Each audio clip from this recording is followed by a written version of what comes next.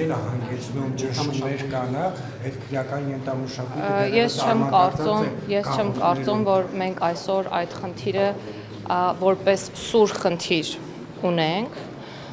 որովհետև յուրաքանչյուր կոնկրետ նմանատիպ երևույթի արտահայտության դեպքում այդ երևույթը հստակ հակազդեցություն է ստանում եւ պետք է նշեմ նաեւ մի բան, որ հանրության կողմից երբեմն նույնիսկ մանիպուլացվում է այդ հակազդեցությունը եւ ես այդպես էլ չեմ կողմնորոշվում, թե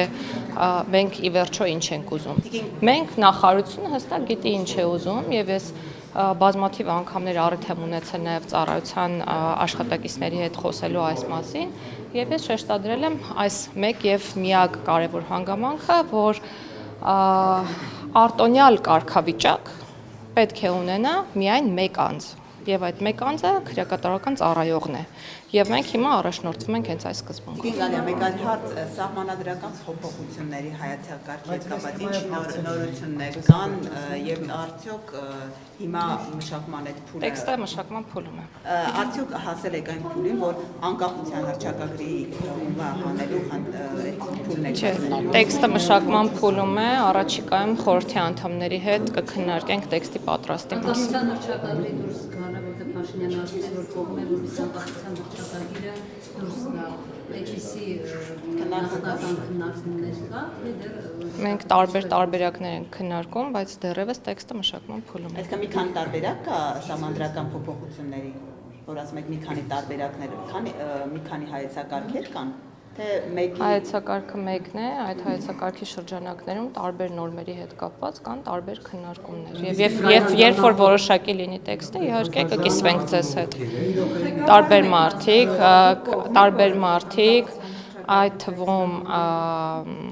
ընդդիմության ներկայացուցիչները ունեն հստակ տեղեր եւ չեն գալիս եւ ես խնդրել եմ որպեսզի իրենք ներկա գտնվեն այդ քննարկումներին եւ նաեւ կան եւ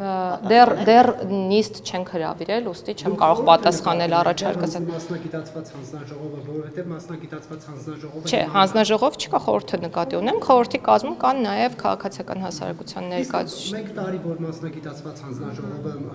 մարդ չկա, հա, անդամներ չունի եւ մինչ այսօր աշխատավարձի միայն 60 միլիոն է հատկացվել սա։ Այո, եւ մշակվել է հայեցակարգը, ինձ թվում է այդ հարցին ես չէ որ պետք է պատասխանեմ, բայց ամեն դեպքում այդ հանձնաժողովը մասնագիտական աշխատանք կատարել է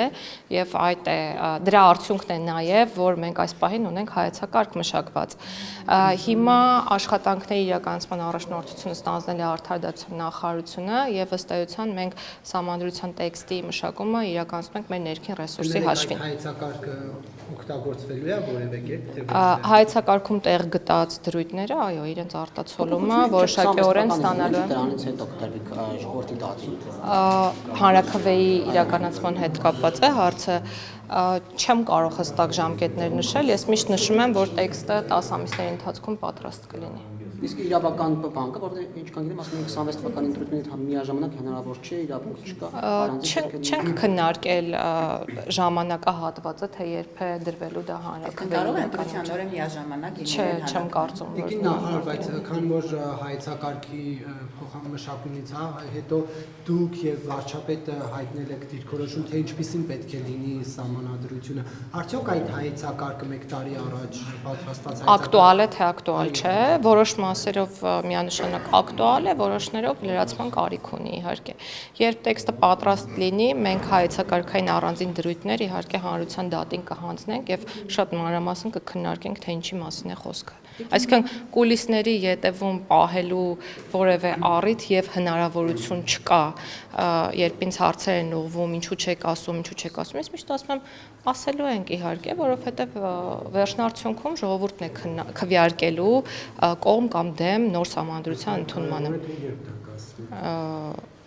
Կասվի եւ բավարար ժամանակահատված իհարկե կտրվի, ժամանակամիջոց կտրվի, որպեսզի ժողովուրդը կարողանա ձևավորել կարծիք եւ խոսքը նաեւ քաղաքացիական հասարակության ներկայացուցիչների մասին է եւ նաեւ բնակչության ընդհանուր լսում։ Նախարարի նշանակվել նոյեմբերի 24 թվականին, այսինքն հաշված ամիսներ որ նախարարի, բայց լրագրողների հետ ձեր շփումը ոնց որ այնքան է լավ ստացվում, դուք ակնհայտ արամանական վերաբերում դրսևորեցիք քիչ առաջ լրագրողի հանդեպ, ուզում եմ հասկանալ, արդեն հասցրել են զզվացնել ձեզ լրագրողների ինչով է պայմանավորված այս վերաբերմունքը, խտրական մոտեցում եք դրսևորում ընդդիմադիր իշխանական լրագրողների հանդեպ։ Ես ուզում եմ ձեզ հիասթափեցնել, ես իրականում մինչ այժմ չգիտեմ, թե որ լրագրողն է ընդդիմադիր եւ որ լրագրողն է իշխանական, եթե այդպիսի բաժանում գոյություն ունի։ Եվ ես մշտապես, գուցե ճիշտ եք, եւ կարծում եմ, որ փաստարկված կարող եմ խոսել այս պահի դրությամբ եւ ասել, որ ես պաշտոնատար անձ եմ, ով մշտապես լրագրողների հետ շփումներում բաց է, բայց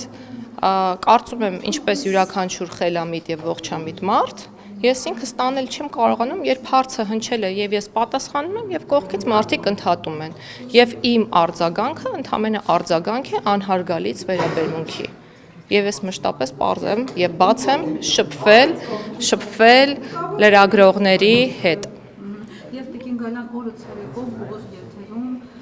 թաղապետը մարդ է ծեծում, չի լինում ոչ քաղաքական պատասխանատվություն, ըստ էության գործարքները, բայց քաղաքական պատասխանատվություն դրան չի հաջորդում, це գնահատական է, հա, որպես Ես չեմ կարող դրան գնահատական տալ, համայնքային ծառայություն իրականացնող անձանց մասին է խոսքը, իսկ կառավարության ներկայացուցիչ եւ այո եւ հարգել լրագրողը շատ ճիշտ նշեց, որ քրեական գործ է հարուցվել, ես կարծում եմ, որ քրեական գործի հարուցումը հետագա ընթացքը խնդրի լուծման ցույց կտա։ Որտեղ ծեծվողի նկատմամբ ավելի շուտ էին գործառույթում, քան ծեծողի, նման բան չենք տեսել։ Փաստը որն է, որ քրեական գործ է հարուցված, չէ՞։ Հիմա ինձնից ինչ արձագանք եք ակնկալում։ Պետք է հարուցվեր քրեական գործը հարուցվել է դեպքի առթիվ։ Ես բռնությունը դատապարտում եմ բոլոր տեսակի բռնությունների մասին է խոսքը, բռնության մասին է խոսքը։ Բայց դա ինչ օգուտ է տալիս։ Դե մենք ես չեմ կարող վերցնել տվյալ անձին եւ տեղափոխել քրեակատարական հիմնարկ։ Անկամ շատ մեծ ցանկության դեպքում, բայց քրեական գործը հարուցված է եւ կարծում եմ, որ քրեական գործը հարուցված է համապատասխան դեպքի առթիվ, որը կարող է պարունակել քրեորեն հետապնդելի արարքի հատկանիշներ։ 2018 թվականի հեղափոխական գաղափարները, որտեղ ծեծը, բռնությունը եւ հակաժողովրդավարական այդ Ես կարծում եմ, մենք բոլորս դա հիշում ենք եւ հիշելը նաեւ փաստվում է այն գործողությունների իրականացմամբ, որոնք այսօր արկա են։ Խոսքը տարբեր բնույթի քրեական գործերի մասին է, խոսքը տարբեր կալանավորումների մասին է եւ նաեւ դատապարտումների մասին է, այդ թվում նաեւ կոռուպցիոն դեպքերի մասին եմ ես խոսում։ Ուղղակի վարչապետը խոսում է հոգատար հանրության մասին, բայց իր պաշտոնատար անձիկ ծեծով են հոգ տանում քաղաքացիներին։ Ես չգիտեմ իր պաշտոնատար անձ հասկանում։ Չէ, ծեծը դատապարտելի է, ցանկացած տեսակի բռնություն դատապարտելի է եւ նաեւ մենք վերջերս շատ ենք խոսում ատելության խոսքի, անհանդուրժողականության, բռնության կոչերի եւ այլնի մասին եւ այս ուղղությամբ նաեւ օրենսդրական փոփոխությունների փաթեթ ենք պատրաստում։ Ես չեմ հասկանում իր պաշտոնատար անձ ասելով ինչ նկատի ունեք։ Մեր երկրում հստակ բաժանումներ կան պաշտոնատար անձանց եւ կոնկրետ բոլոր չեմ կարծում հարցը տեղին է իրականում։ Ես իր պաշտոնատար անձ ասելով ինչ հանրային միջոցներից սնվում մարդու։ Հանրային ծառայություն իրականացնող անձ է, որը համենքային ծառայող է այս պահին հանդիսանում։ Ամենայնիվ դատապարտյալների հետ կապված քրեակատարողական այնուամենայնիվ հանրության մոտ կա,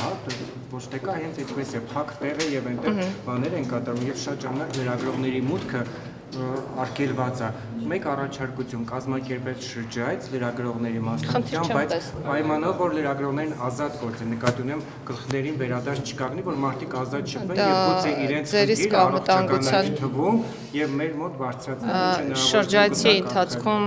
ցանկացած անձին ուղեկցելը պատահական չի արվում, դա արվում է ձեր իսկ անվտանգությունը ապահովելու համար,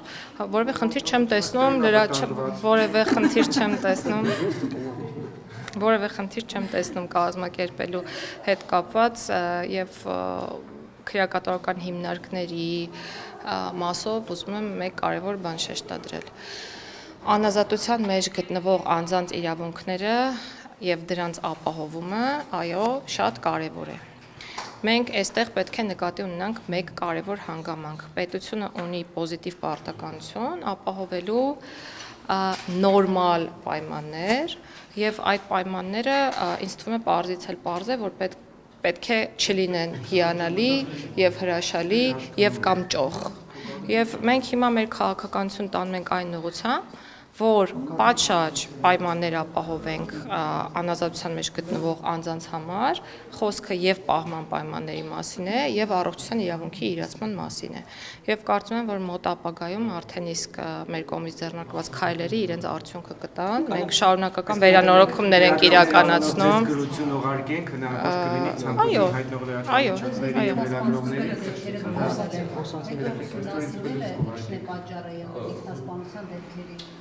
քրեական չէ,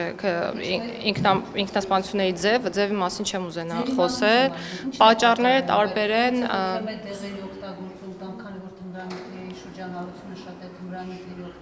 որտեղ է շատ թմրանյութերի շրջանառությունը, իրականում շատ չէ քրեակատարական հիմնարկներում։ Ես որոշ դեպքերում այո ակնհայտ են, որոշ դեպքերում ոչ, բայց այդ հարցերի պատասխանը պետք է քրեական գործով տրվի, այսինքն ես չեմ կարող իրավունք վերապահել ինձ եւ խոսել կոնկրետ դեպքերի պատճառների մասին։